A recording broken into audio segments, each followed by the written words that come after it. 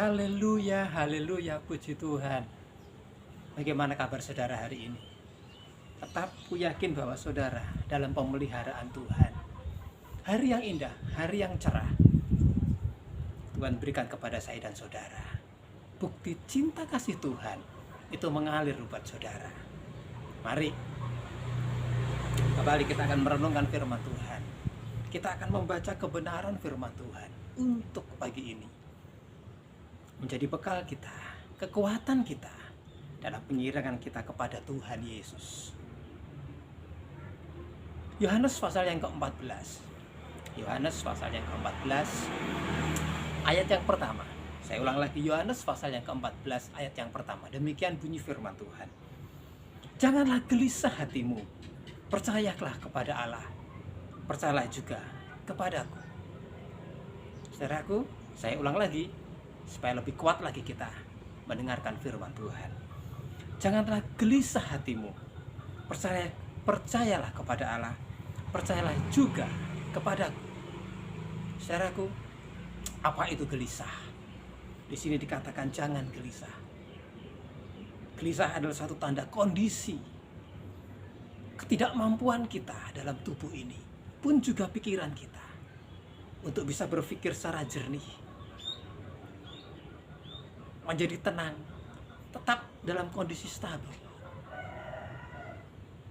Artinya juga kita tidak bisa tenang, kita tidak bisa tentram. Saudaraku, kembali pada ayat ini. Jangan gelisah hati. Jangan mulai gelisah. Jangan gelisah terus. Berhentilah gelisah. Firman Tuhan katakan di sini. Berhenti untuk gelisah. Kenapa Tuhan katakan demikian? Tuhan mengerti bagaimana murid-muridnya dalam mengiring Tuhan. Sekian lama Tuhan mengenal masing-masing murid. Tapi tiba pada ayat ini, kejadian ini, peristiwa di sini, Tuhan sangat mengerti keadaan mereka. Sebabnya Tuhan katakan jangan gelisah. Karena murid-murid begitu gelisah. Kenapa dia gelisah? Kenapa murid-murid gelisah?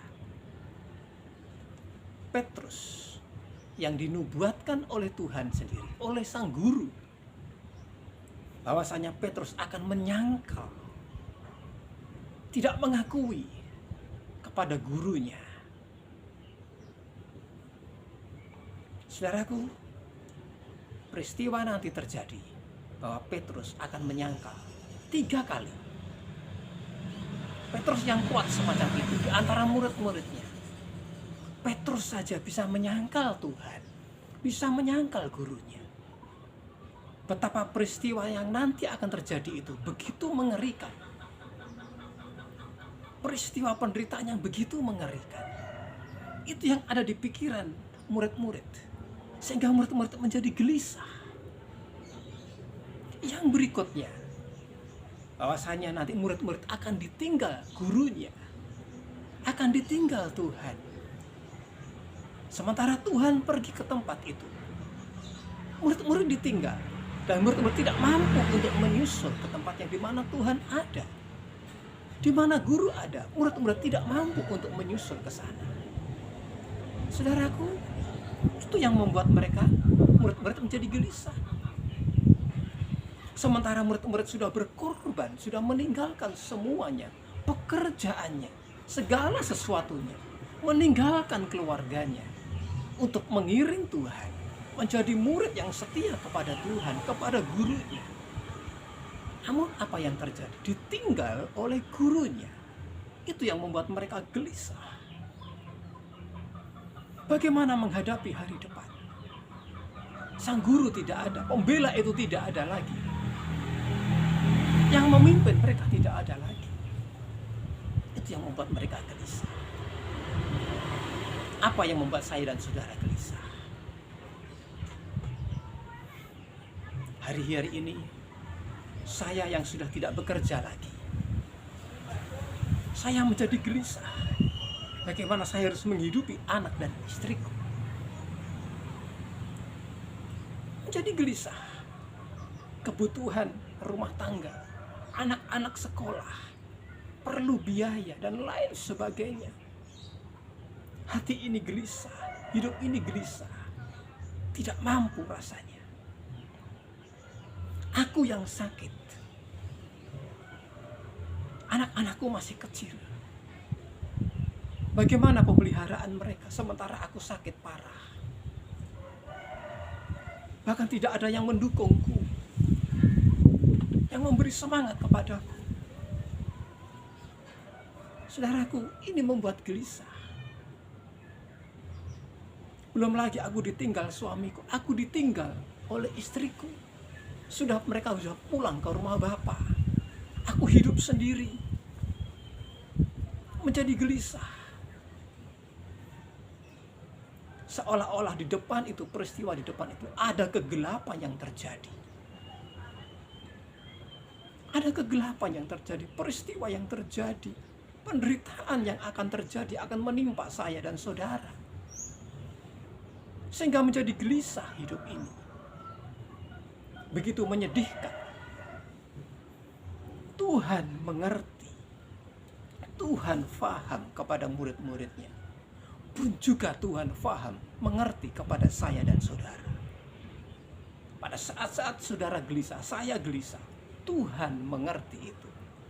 Itu sebabnya firman Tuhan datang pada pagi hari ini. Jangan gelisah. Berhenti gelisah. Jangan mulai gelisah. Jangan gelisah terus-terus. Saudaraku yang dikasihi oleh Tuhan, mari, hanya ada satu solusi. Hanya ada satu solusi. Sementara kita melihat ke depan begitu gelap, penderitaan, sesuatu yang tidak menyenangkan, itu akan terjadi dalam kehidupan saya dan saudara. Satu solusi yang Tuhan berikan kepada saya dan saudara. Hanya perlu nekat. Nekat saja. Dalam percaya kepada Tuhan. Ayat ini mengatakan, jangan gelisah. Percayalah kepada Allah. Percayalah kepada Yesus juga. Firman ini datang kepada murid-murid. Firman ini juga datang kepada saya dan saudara. Firman yang dahulu dikatakan oleh Tuhan, sekarang juga masih berlaku buat saya dan saudara. Percaya saja kepada Tuhan.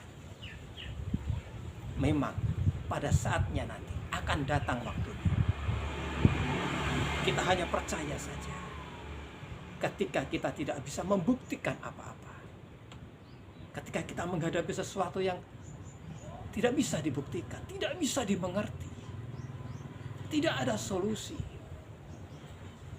kita akan diperhadapkan seperti itu. Tapi kita hanya satu, nekat saja, percaya kepada Allah. Tuhan berikan jalan keluar itu. Percaya saja. Kita pegang ini. Problema di kantor saudara, saudara menghadapi apa? Sementara saudara dituduh mungkin, saudara terjepit mungkin. Saudaraku, percaya saja kepada Tuhan. Percaya saja kepada Allah. Itu solusi yang Tuhan beri kepada saya dan saudara. Mari, jangan tinggalkan dia. Ikut sertakan dia dalam aktivitasnya. Ikut sertakan dia. Bersama dengan dia. Percaya saja. Tuhan akan menolong. Selamat beraktivitas. Tuhan Yesus memberkati saudara. Tuhan Immanuel buat saudara. Haleluya.